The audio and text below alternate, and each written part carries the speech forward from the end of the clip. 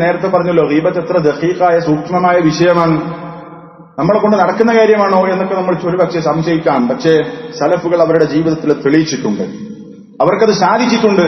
ഗീബത്ത് പറയാത്ത അവസ്ഥ അവർ അത് ജീവിച്ചു തെളിയിച്ചിട്ടുണ്ട്. അബ്ദുല്ലാഹി ഇബ്നു വഹബ് റഹിമഹുല്ലാഹ് 2-ാം നൂറ്റാണ്ടിൽ ഹിജ്റ 2-ാം നൂറ്റാണ്ടിൽ ജീവിച്ച വലിയ പണ്ഡിതനാണ്. നമ്മളിപ്പോ 15-ാം നൂറ്റാണ്ടിലാണ് ജീവിക്കുന്നത് ഹിജ്റ വർഷം അനുസരിച്ച്. അപ്പൊ എത്ര വർഷം മുമ്പാണത്?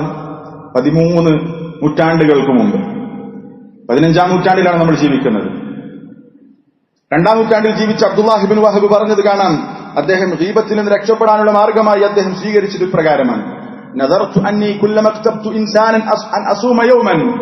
ഞാനൊരു നേർച്ചയാക്കി, ഒരാളെ കുറിച്ച് ഗീബത്ത് പറഞ്ഞാൽ ഒരു ദിവസം അതിന് പകരമായി നോമ്പെടുക്കും. ഒരു ഗീബത്ത് പറഞ്ഞാൽ ഒരു സുന്നത്ത് നോമ്പ്. ഫഅജ്ഹദനി ഫകുൻതു അഖ്താബു അസൂം. അങ്ങനെ ഞാൻ നോമ്പെടുക്കാൻ തുടങ്ങി. ഗീബത്ത് പറഞ്ഞാൽ നോമ്പെടുക്കും, അങ്ങനെ മുന്നോട്ട് പോയി. ഒരു ഗീബത്ത് പറഞ്ഞാൽ ഒരു നോമ്പ്, സുന്നത്ത് നോമ്പ്. അങ്ങനെ ഞാൻ നേർച്ചയാക്കി. ഫനവൈതു അന്നി കുല്ലമ ഇഖ്തബ്തു ഇൻസാനൻ അൻ അതസദ്ദഖ ബിദിർഹമിൻ. പിന്നെ ഞാൻ തീരുമാനമൊന്ന് മാറ്റി. ഞാൻ ഗീബത്ത് പറയുന്നത് നിർത്താൻ സാധിച്ചില്ല, ഞാൻ നോമ്പെടുക്കും. നോമ്പ് എനിക്ക് പ്രയാസമല്ല, ഗീബത്ത് പറഞ്ഞാൽ നോമ്പെടുക്കും. അദ്ദേഹം പറയുന്നത്, പിന്നെ ഞാൻ ഫനവൈതു അന്നി കുല്ലമ ഇഖ്തബ്തു ഇൻസാനൻ അൻ അതസദ്ദഖ ബിദിർഹമിൻ. ഞാൻ ഗീബത്ത്, ഒരാളെ കുറിച്ച് ഒരു ഗീബത്ത് പറഞ്ഞാൽ ഒരു ദിർഹം സദഖ കൊടുക്കും ഇതിന് പകരമായി. ഫമിൻ ഹുബ്ബി ദറാഹിമി തറക്തുൽ ഗീബ. അദ്ദേഹം ദിർഹമിനോടുള്ള എന്റെ ഇഷ്ടം കാരണത്താൽ ഞാൻ പിന്നെ ഗീബത്ത് പറച്ചിൽ നിർത്തി എന്നാണ്. അത് അവരതിന് സ്വയം ഒരു പരിഹാരം കണ്ടെത്തിയതാണ്. ഗീബത്ത് അവരുടെ ജീവിതത്തിൽ നിന്ന് ഒഴിവാക്കണം. അത്രമേൽ ഗുരുതരമായ തിന്മയാണ്, വൻ പാപമാണെന്ന് അവർ മനസ്സിലാക്കി. എന്തുണ്ട് പരിഹാരം? അവരുടെ ജീവിതത്തിൽ അവർ ഒരു കാര്യം ചെയ്തത് ഇങ്ങനെയാണ്. എന്താണ്? ഈ ഗീബത്ത് എങ്ങനെയെങ്കിലും നിർത്തണം. അതിന് അവർ പരിഹാരമായി കണ്ടത് ഇതാണ്. ആദ്യം നോമ്പെടുക്കാൻ ശ്രമിച്ചു. അതായത് അദ്ദേഹം ഗീബത്ത് പറഞ്ഞു, നോമ്പെടുത്തു. അതങ്ങനെ തുടർന്നപ്പോൾ അദ്ദേഹം ഒരു ഗീബത്ത് പറഞ്ഞാൽ ഒരു ദിർഹം സദഖ കൊടുക്കുന്ന അവസ്ഥയുണ്ടായി. അങ്ങനെ അദ്ദേഹം ഗീബത്ത് നിർത്തി എന്നാണ് പറഞ്ഞിട്ടുള്ളത്. അപ്പൊ ഗീബത്ത് നിർത്തുക എന്നുള്ളതിലേക്ക് എത്താൻ വേണ്ടി അവർ സ്വീകരിച്ച ഒരു മാർഗമാണ്, അതിനുള്ള ഉദാഹരണമാണ് പറഞ്ഞിട്ടുള്ളത്. സലഫുകളുടെ അവരിലുണ്ടായ ചില ഉദാഹരണങ്ങൾ നമുക്കൊന്ന് പറയാം. മഹാനായ ഇബ്നു സിരീൻ റഹിമഹുല്ലാഹ് നേരത്തെ പറഞ്ഞല്ലോ, താബിഈയാണ്.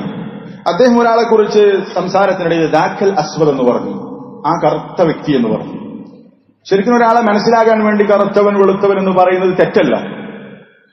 അത് മനസ്സിലാക്കാൻ വേണ്ടിയിട്ടാണെങ്കിൽ, അവൻ അപമാനിക്കാൻ വേണ്ടി കറുത്തവനെ എന്ന് വിളിച്ചാൽ അത് ഹറാമാണ്, കടുത്ത ഹറാമാണ്. കഴിഞ്ഞ ഖുത്ബയിൽ നമ്മൾ സഫിയ റളിയല്ലാഹു അൻഹയെ സംബന്ധിച്ച് ഖസീറ, കുറിയവൾ എന്ന് പറഞ്ഞപ്പോൾ ഉണ്ടായ റസൂൽ സല്ലല്ലാഹു അലൈഹി വസല്ലമയുടെ ആയിഷ റളിയല്ലാഹു അൻഹയോടുള്ള പ്രതികരണം നമ്മൾ പറഞ്ഞല്ലോ. പക്ഷെ ഇവിടെ ആ കറുത്തവൻ എന്ന് പറഞ്ഞു അപ്പോഴൊക്കെ അദ്ദേഹം ഒരു ബേജാറായി. അദ്ദേഹം പറയുന്നു, അസ്തഗ്ഫിറുല്ലാഹ്, ഞാൻ ഇസ്തിഗ്ഫാർ നടത്തി അല്ലാഹുവിനോട് മഗ്ഫിറത്തിനെ ചോദിക്കുന്നു. അഖാഫു അൻ അകൂന ഖദ് ഇഖ്തബ്തുഹു. എനിക്ക് പേടിയാണ്, ഞാൻ ഈ പറഞ്ഞതുപോലും, ആ കറുത്തവൻ എന്ന് പറഞ്ഞതുപോലും എനിക്ക് ഗീബത്താകുമോ എന്ന് പേടിയുള്ളതിനാൽ ഞാൻ അല്ലാഹുവിനോട് പാപമോചനത്തെ ചോദിക്കുന്നു എന്നാണ് മുഹമ്മദ് ഇബ്നു സിരീൻ റഹിമഹുല്ലാഹ് പറഞ്ഞിട്ടുള്ളത്. റബീ ഇബ്നു ഹുസൈൻ, അദ്ദേഹം താബിഈയാണ്. അദ്ദേഹത്തിന്റെ കൂടെ ജീവിച്ച ഒരാൾ പറയുന്നത് കാണാം, സഹിബ്തു റബീ ഇബ്നു ഹുസൈൻ 20 ആമൻ. 20 വർഷം ഞാൻ അദ്ദേഹത്തിന്റെ കൂടെ ജീവിച്ചിട്ടുണ്ട്. പക്ഷെ 20 വർഷത്തിനിടയിൽ മാ സമിഅ്തു മിൻഹു കലിമതൻ തുആബു, ഒരു ഗീബത്ത് പറയുന്ന വർത്തമാനം അദ്ദേഹത്തിന്റെ നാവിൽ നിന്ന് ഞാൻ കേട്ടിട്ടേയില്ല. 20 വർഷം. നമ്മൾ ചിന്തിച്ചു നോക്ക്, അദ്ദേഹത്തിന്റെ കൂടെ, അദ്ദേഹം പറഞ്ഞതല്ല, അദ്ദേഹത്തിന്റെ കൂടെ ജീവിച്ചിട്ടുള്ള വ്യക്തി പറഞ്ഞതാണ്. 20 വർഷം അദ്ദേഹം ഗീബത്ത് പറഞ്ഞ് ഞാൻ കേട്ടിട്ടേയില്ല. അങ്ങനെയായിരുന്നു മഹാന്മാരായ സലഫുകൾ. അവർ പഠിച്ചത് അവരുടെ ജീവിതത്തിൽ ഉണ്ടായിരുന്നു. ഗീബത്ത് പറയാൻ പാടില്ല എന്ന് ക്ലാസ് എടുക്കും, പ്രസംഗിക്കും, പക്ഷേ അവരുടെ ജീവിതത്തിൽ അതുണ്ടാകും. അങ്ങനെയുള്ള അവസ്ഥയാണ് നമ്മുടെ മിക്ക ആളുകളിലും ഉള്ളത്. അല്ലാഹു തആല നമ്മെ എല്ലാവരെയും കാത്തുരക്ഷിക്കുമാറാവട്ടെ. ഈ തിന്മയിൽ നമുക്ക് രക്ഷപ്പെടണം. അതിനുള്ള മാർഗം എന്താണ്? അതിനുള്ള മാർഗങ്ങളാണ് ഈ പറയുന്നത്. സലഫുകളുടെ ജീവിതം പഠിക്കുക, അവരെങ്ങനെയായിരുന്നു അത് കൈകാര്യം ചെയ്തത് എന്നുള്ളത്. അബൂബക്കർ ബിൻ അയ്യാസ് റഹിമഹുല്ലാഹ് അദ്ദേഹം പറയും, മാ സമിഅ്തു അബാ ഇസ്ഹാഖ് അസ്സബീഇ. അബൂ ഇസ്ഹാഖ് അസ്സബീഇ അദ്ദേഹം ഒരു താബിഈയാണ്. അദ്ദേഹത്തിൽ നിന്ന് ഞാൻ കേട്ടിട്ടില്ല യഈബു അഹദൻ ഖത്തു, ജീവിതത്തിൽ ഒരിക്കലും അദ്ദേഹം ഗീബത്ത് പറയുന്നത് ഞാൻ കേട്ടിട്ടേ ഇല്ല എന്നാണ്. അത് അവരുടെ കൂടെ ജീവിച്ച 1-2 മിനിറ്റ് അല്ലെങ്കിൽ മണിക്കൂർ കൂടെ ജീവിച്ച ആളുകളല്ല, അവരുടെ ശിഷ്യന്മാരായി അവരുടെ കൂടെ വർഷങ്ങൾ ജീവിച്ച ആളുകളാണ് ഈ പറയുന്നത്. അവരുടെ ജീവിതത്തിൽ അങ്ങനെ ഉള്ളത് ഞങ്ങൾ അറിഞ്ഞിട്ടേ ഇല്ല എന്നുള്ളത്. അത്രമാത്രം അവർ ശ്രദ്ധിച്ചിരുന്നു എന്നുള്ളതാണ്. വഹബ് ഇബ്നുൽ വറദ് റഹിമഹുല്ലാഹ് അദ്ദേഹം പറഞ്ഞത് കാണാം, വല്ലാഹി, അല്ലാഹുവാണേ സത്യം, ലതർകുൽ ഗീബത്ത് ഇൻദി, ഗീബത്ത് ഒഴിവാക്കുക, പരദൂഷണം പറയുന്നത് നിർത്തുക എന്നുള്ളതാണ് അഹബ്ബു ഇലയ്യ മിനത്ത് തസദ്ദുഖി ബി ജബലിൻ മിൻ ദഹബിൻ, ഒരു പർവ്വതം നിറയെ സ്വർണം സദഖ കൊടുക്കുന്നതിനേക്കാൾ എനിക്കിഷ്ടം ഗീബത്ത് പറച്ചിൽ നിർത്തുക എന്നുള്ളതാണ്. ഒരു പർവ്വതം നിറച്ച് സ്വർണം സദഖ ചെയ്യാൻ എത്ര വലിയ കാര്യമാണ്. അതിനേക്കാൾ എനിക്കിഷ്ടം ഗീബത്ത് എന്ന് പറയുന്ന തിന്മ ഒഴിവാക്കലാണ് എന്നാണ് വഹ്ബ് ഇബ്നുൽ വർദ് റഹിമഹുല്ലാഹ് പറഞ്ഞിട്ടുള്ളത്. അങ്ങനെയായിരുന്നു അവരുടെ സംസാരങ്ങൾ, അവരുടെ സദസ്സുകൾ ഒരിക്കലും ഗീബത്തുകൾ കൊണ്ട് നിറഞ്ഞ സദസ്സായിരുന്നില്ല. അതൊക്കെ അങ്ങേയറ്റം ശ്രദ്ധിച്ചിരുന്നു. ഇബ്നുൽ ജൗസി റഹിമഹുല്ലാഹ് അദ്ദേഹത്തിന്റെ ഉസ്താദിനെ സംബന്ധിച്ച് പറയുന്നത് കാണാം, കാന അലാ ഖാനൂനി സലഫ്, അവർ സലഫുകളുടെ നിയമങ്ങളിൽ ജീവിച്ച ആളുകളായിരുന്നു. അദ്ദേഹം ലം യുസ്മഅ ഫീ മജ്ലിസിഹി ഗീബ, അദ്ദേഹത്തിന്റെ സദസ്സിൽ ഗീബത്ത് ഉണ്ടാവുകയേയില്ല. സംസാരത്തിൽ അയാളെ സംസാരത്തിൽ ഉണ്ടാകൂല, അദ്ദേഹത്തിന്റെ ശിഷ്യന്മാരുടെ ആ സദസ്സിൽ പങ്കെടുത്താൽ ഗീബത്ത് എന്ന് പറയുന്ന സാധനമേ ഉണ്ടാകൂല. അത്രമാത്രം ശ്രദ്ധയുള്ള ആളായിരുന്നു അദ്ദേഹത്തിന്റെ ഉസ്താദും. അദ്ദേഹത്തിന്റെ സദസ്സിൽ അത് ശ്രദ്ധിച്ചിരുന്നു. ഗീബത്ത് കേൾക്കുക എന്നുള്ളതും തിന്മയാണ്. ഇൻഷാ അല്ലാഹ് അടുത്ത ഖുത്ബയിൽ നമ്മൾ വിശദീകരിക്കാം. ഗീബത്ത് ഇങ്ങനെ കേട്ടിരിക്കാം. സലഫുകൾ അതൊക്കെ ശക്തമായി എതിർത്തിരുന്നു. അവരുടെ സദസ്സിൽ ഗീബത്ത് പറയാൻ അവർ അനുവദിച്ചിരുന്നില്ല. അതും തെറ്റാണ്. ഇൻഷാ അല്ലാഹ് നമ്മൾ പറയുന്നുണ്ട്. അവസാനമായി അബു അബ്ദില്ല മുഹമ്മദ് ഇബ്നു ഇസ്മായിൽ അൽ ബുഖാരി, ഇമാം ബുഖാരി റഹിമഹുല്ലാഹ്, അദ്ദേഹം വല്ലാത്ത വലിയ ശ്രദ്ധയുള്ള ആളായിരുന്നു ഈ വിഷയത്തിൽ. കഴിഞ്ഞ ഖുത്ബയിൽ നമ്മൾ വിശദീകരിച്ചതാണ്. അദ്ദേഹം പറഞ്ഞത് കാണാം, ഒരിക്കലും ഞാൻ എന്ത് ചെയ്തിട്ടില്ല, ഗീബത്ത് തെറ്റാണ് എന്നറിഞ്ഞതു മുതൽ ഞാൻ ഗീബത്ത് പറഞ്ഞിട്ടേയില്ല.